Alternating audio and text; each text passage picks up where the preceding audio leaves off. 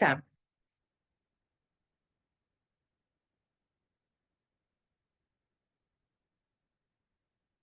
Buenas noches. Mi nombre es Alejandra Crisol Pérez Vázquez y también nos acompaña mi compañera Damaris Silva Rayas. Vamos a realizar un video que trata acerca de hacer un informe de exégesis. Cursamos la materia de Griego 3 en la Universidad Filadelfia de México en la licenciatura de Teología Bíblica. Nuestro maestro es Ignacio Lagunes Carrera y vamos a comenzar.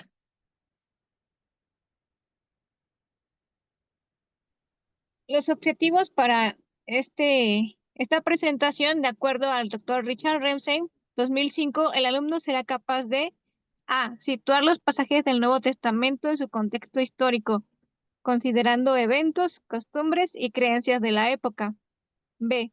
Relacionar los textos del Nuevo Testamento con la teología cristiana, extrayendo principios aplicables a la vida actual. Vamos a observar el contexto histórico teológico.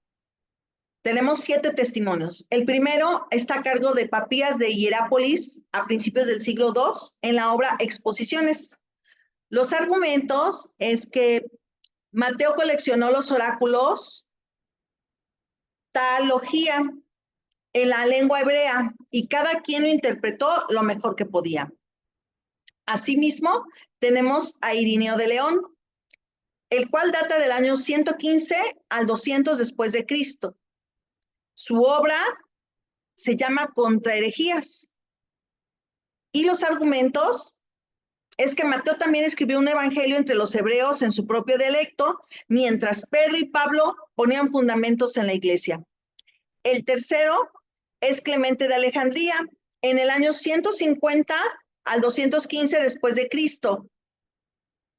Afirma, cuando Pedro hubo predicado la palabra en Roma y por el Espíritu había proclamado el evangelio, que los que estaban presentes exhortaron a Marcos como alguien que le había seguido por mucho tiempo y recordaba que lo que se había dicho, cosa que hizo y distribuyó el evangelio entre los que lo pedían. Como podemos observar, 3 testimonios datan que Mateo fue el autor del libro que escribió propiamente. Y seguimos con el cuarto testimonio, con Tertuliano, que data del siglo II y III, que su obra fue Contra la Marción. Esta argumenta que los evangelios, según Mateo y Juan, fueron escritos por los apóstoles, que el evangelio de Marcos refleja la predicación de Pedro y que Lucas fue respaldado por Pablo. El testimonio 5, Orígenes de Alejandría, data de 185 al 253 después de Cristo, y la obra fue Hexapla, y argumenta que habiendo aprendido por tradición tocante a los 4 evangelios, los cuales son incuestionablemente en la iglesia de Dios bajo el cielo, que primero fue escrito el según Mateo, quien habría sido un cobrador de impuestos, pero después fue apóstol de Jesucristo, quien lo publicó para aquellos que habían creído entre los judíos, escrito en idioma hebreo. El testimonio 6 fue Eusebio de Cesarea, data de 260 al 340 después de Cristo. Menciona que solo 2 apóstoles, Mateo y Juan, escribieron sus memorias en el idioma hebreo. También considera que la versión griega del Evangelio también fue escrita por Mateo. El séptimo y último fue Agustín de Hipona, que data del año 354 en su obra Armonía de los Evangelios. El orden de los evangelios, que es Mateo, Marcos, Lucas y Juan, coloca a Mateo escrito en griego, primero escrito originalmente en hebreo. De acuerdo al contexto literario, utilizaron 2 recursos, las parábolas y el paralelismo.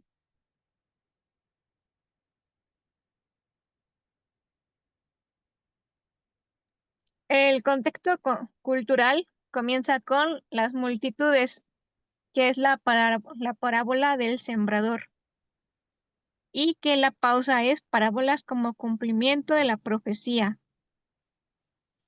Y comienza con interludio, A, sobre entender parábolas. B, interpretación de la parábola del sembrador. Y esta interpretación de la parábola del trigo y la cizaña. También está la parábola del trigo y la cizaña y parábola del grano y de mostaza. El 5, parábola de la levadura. Y esto es a los discípulos con la parábola de la perla de gran valor, la parábola de la red, interludio, interpretación de la parábola de la red. Ve sobre cómo entender las parábolas y parábola del dueño de casa. Si observamos, es una estructura en forma de cascada escalonada, que está dirigida a la pesquisa de hombres a través de las multitudes. Se realiza una pausa y luego un mensaje dirigido a los apóstoles. Bien, ahora vamos a ver el análisis. Adelante. Comenzamos con Mateo 13:1, que la traducción es: En aquel día, habiendo salido Jesús de la casa, se sentaba junto al mar. Esta ubicación de Jesús sale de una casa, es un lugar privado y se sienta junto al mar, un lugar que es público. Esta transición de lo privado a lo público subraya su disponibilidad para enseñar y proclamar el evangelio, el mensaje abiertamente. El contexto de la historia de la redención, la actitud de Jesús. Sentarse era una posición de enseñanza en la cultura judía, indicando que se dispone a instruir a la multitud. Ahora en Mateo 13:2, la traducción fue: y muchas multitudes se reunieron hacia él, de manera que entrando en la barca se sentara y toda la multitud estaba en la orilla. Multitud es la presencia de una gran multitud, demuestra el impacto de su ministerio y el interés en su enseñanza. El contexto de la historia es la posición de la barca. La elección de la barca como púlpito crea una separación física y simboliza la autoridad y el rol de Jesús como maestro. Esta posición facilita la acústica y permite que todos puedan escucharlo.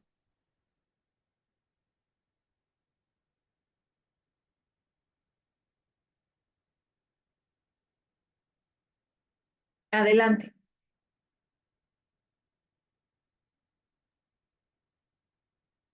Aquí vemos la traducción de Mateo 13:3. Y les habló muchas cosas en parábolas, diciendo: He aquí salió el sembrador a sembrar. La introducción de esta parábola es: aquí se introduce el uso de parábolas, un método de enseñanza que Jesús usa para revelar misterios del reino a través de relatos simbólicos. El significado gramatical es: el término muchas cosas implica la amplitud de temas que cubrirá en su enseñanza, abarcando diferentes aspectos de la vida en el reino de Dios. Adelante. Bien, en Mateo 13:4, cuando se traduce del griego, encontramos que, y en la siembra unas cayeron a lo largo del camino y habiendo venido los pájaros, se las comieron. Pues bien, el camino es donde la gente pasa, camina cerca de la siembra del trigo y la cebada. Y algunas semillitas caían sobre el terreno pisado del camino y se quedaban sobre la superficie dura, donde las aves podían verlos y devorarlos. La semilla es designada como la palabra del reino. Sobre el terreno endurecido, transeúntes, o sea, caminantes del camino propiamente, se refiere a la palabra a las personas que son insensibles a las palabras de Dios. Y dos, que no se arraigan a un corazón endurecido, sino se vuelve de piedra. También tenemos en Mateo 13:5, otras cayeron sobre lugares pedregosos donde no tenían mucha tierra y de inmediato brotaron porque la tierra no tenía profundidad. Los lugares pedregosos, pues no hay bastante profundidad para que una semilla se germine y su raíz profundice por la ausencia de suficiente tierra, por lo que el grano que germina tiene una vida muy corta. En cuanto al contexto en la historia de la redención, pues los lugares pedregosos son personas que reciben la palabra temporalmente, sin raíz en su corazón y cuando vienen las pruebas se apartan de Dios.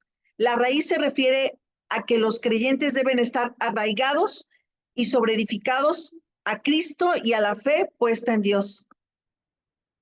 En Mateo 13:6, la traducción del griego es, pero habiendo salido el sol, fueron quemadas y debido a que no tenían raíces se secaron.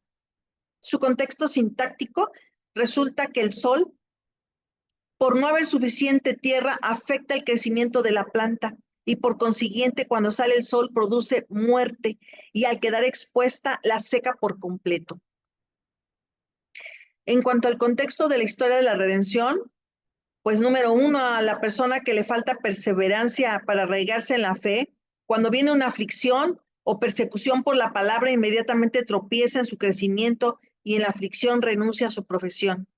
Y el número tres, produce incredulidad, abandono y rechazo del mensaje, llamándoles los que se apartan.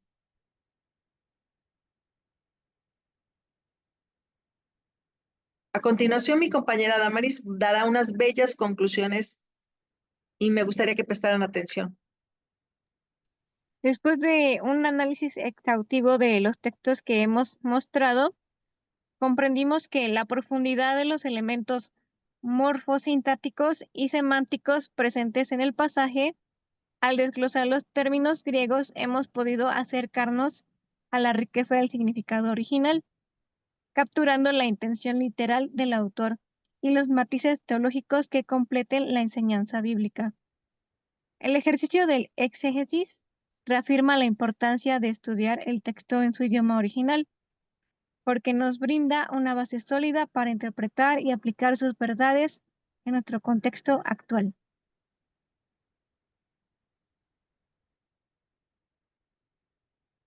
Estas son las referencias bibliográficas de las cuales hicimos uso.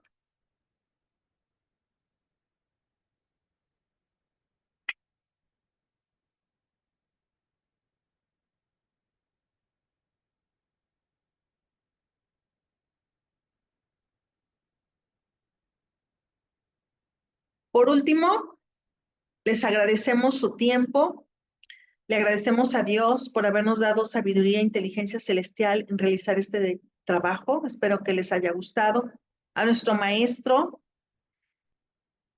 a nuestros compañeros y por la oportunidad de aprender. Muchísimas gracias. Gracias.